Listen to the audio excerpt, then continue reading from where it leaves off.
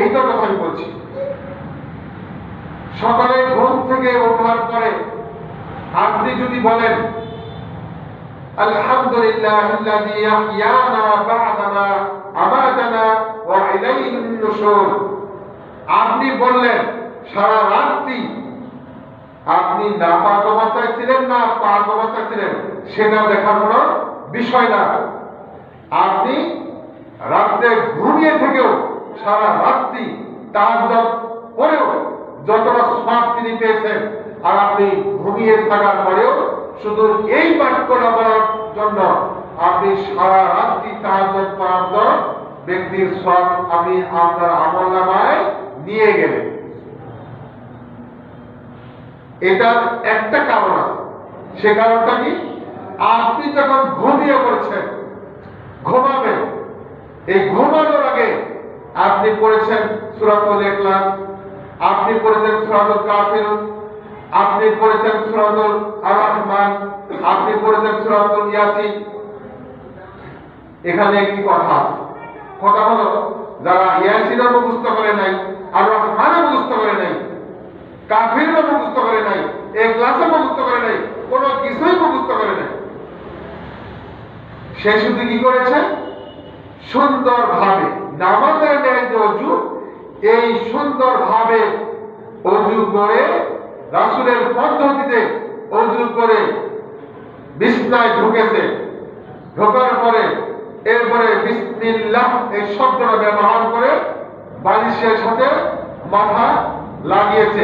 এরপরে বলেছে আল্লাহুম্মা বিসমিকা আমুতু ওয়া আহইয়া, এইটুকু বলেছে। আর ঘুম থেকে ওঠার সময় এই দোয়াটুকু বলেছে আলহামদুলিল্লাহ ইল্লাযী ইয়াহইয়ানা বা'দামা আমাতানা ওয়া ইলাইহিন নুশুর, এইটুকু বলেছে। আপনি এখানে খেয়াল করেন, প্রথমে কিন্তু শর্ত একটা, কি করেছে? ওযু করেছে, তার মানে পবিত্রতা অর্জন করেছে। শর্ত একটাই, আপনার ইবাদত কবুল হওয়ার শর্ত একটাই, সেটা কি? পবিত্রতা অর্জন করা। তারা আপনি প্রথম ওযু করে নিয়েছেন, রাসূল সাল্লাল্লাহু আলাইহি ওয়াসাল্লামের তরিকা মোতাবেক আপনার পবিত্রতা অর্জন হয়ে গেছে। এরপরে আপনি যা বলছেন তাই করুন, যা করবেন তাই করবেন, তাই ইবাদত। এই কাজটুকু করার কারণে আপনি ঘুম থেকে ওঠার সময় শুধু এই দোয়াটুকু করেছেন।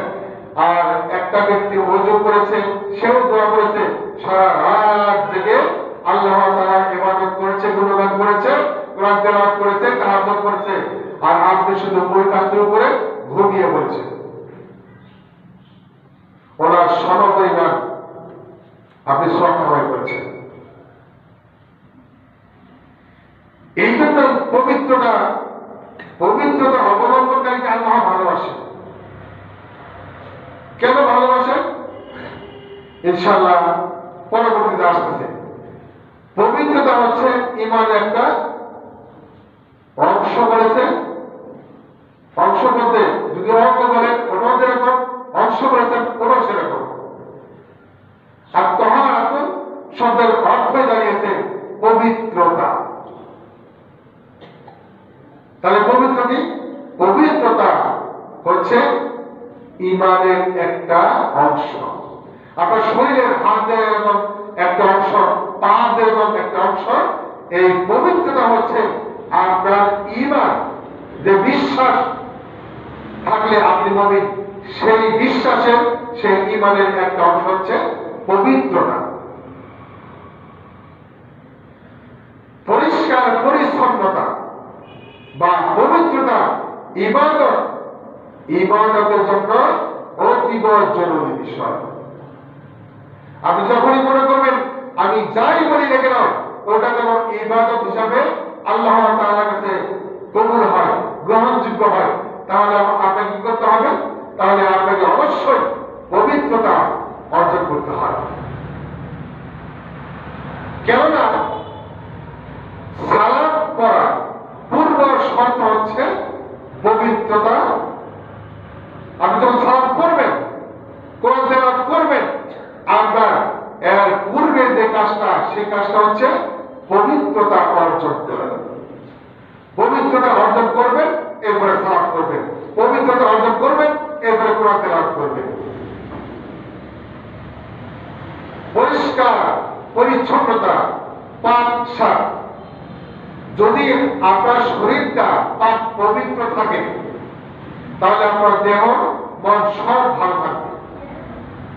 আর বিজ্ঞানীরা বলেছে, বিজ্ঞানের যুক্তি হচ্ছে কোন মানুষ যদি পরিষ্কার পরিচ্ছন্নতা বা পবিত্রতা, পাক শাক যেটাকে বলা হয়, যদি থাকে, একটা মানুষ যদি পাক পবিত্রতা সবসময় থাকে, নিজেকে পরিষ্কার রাখে, পবিত্র রাখে, তাহলে বিভিন্ন প্রকার রোগ ব্যাধি থেকে নিজেকে মুক্ত রাখা যায়।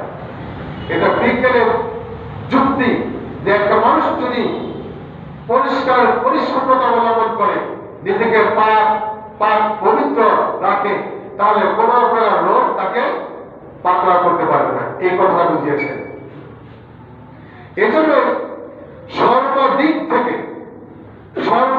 থেকে যদি এই একটি কথায় আসে পাক পবিত্র, তাহলে এটা কিন্তু ইসলামের একটা বিধান, এটা ইসলামের একটা বিধান।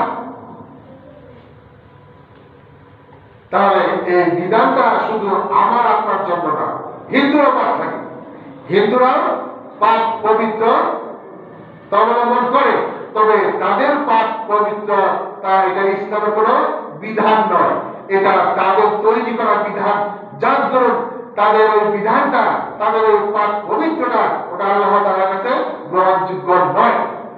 কিন্তু মুসলিমদের, মুসলমানের যে বিধান, যেভাবে পাক পবিত্র থাকে, এটা ইসলামের একটা বিধান, এই জন্য এটা আল্লাহ তাআলার কাছে গ্রহণযোগ্য।